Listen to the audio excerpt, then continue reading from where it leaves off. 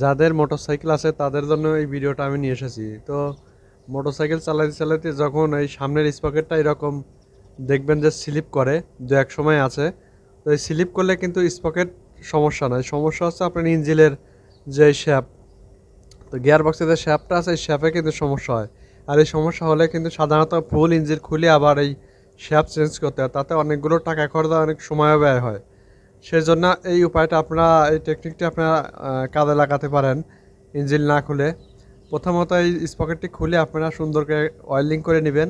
আর যে স্পকেটের যে শ্যাপটি আছে এই শ্যাপটি মাঝখান থেকে কেটে নেবেন, গ্যার্নিং মেশিন দিয়ে কেটে নিয়ে সুন্দর করে এরকম আপনারা কাজে লাগাইতে পারেন। তারপরে স্পকেটটি লাগায়ে আপনারা চেন স্পকেট সেট করতে পারেন। এতে আপনার টাকাও বাঁচবে, আপনার সময়ও বাঁচবে, সব দিক থেকে আপনার ভালো হবে। আশা করি টেকনিকটা আপনারা মাথায় রাখবেন, যদি কখনও সময় প্রয়োজন হয় এই টেকনিকটা আপনারা কাজে লাগাতে পারেন।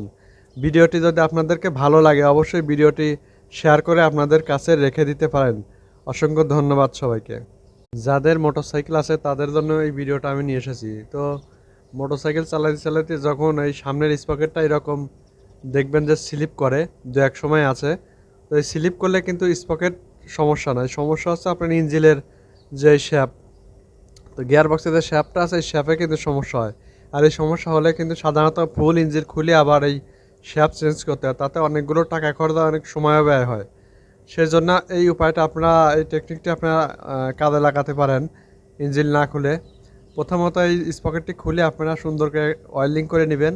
আর যে স্পকেটের যে শ্যাপটি আছে এই শ্যাপটি মাঝখান থেকে কেটে নেবেন, গ্যার্নিং মেশিন দিয়ে কেটে নিয়ে সুন্দর করে এরকম আপনারা কাজে লাগাইতে পারেন। তারপরে স্পকেটটি লাগায়ে আপনারা চেন স্পকেট সেট করতে পারেন। এতে আপনার টাকাও বাঁচবে, আপনার সময়ও বাঁচবে, সব দিক থেকে আপনার ভালো হবে। আশা করি টেকনিকটা আপনারা মাথায় রাখবেন, যদি কখনও সময় প্রয়োজন হয় এই টেকনিকটা আপনারা কাজে লাগাতে পারেন।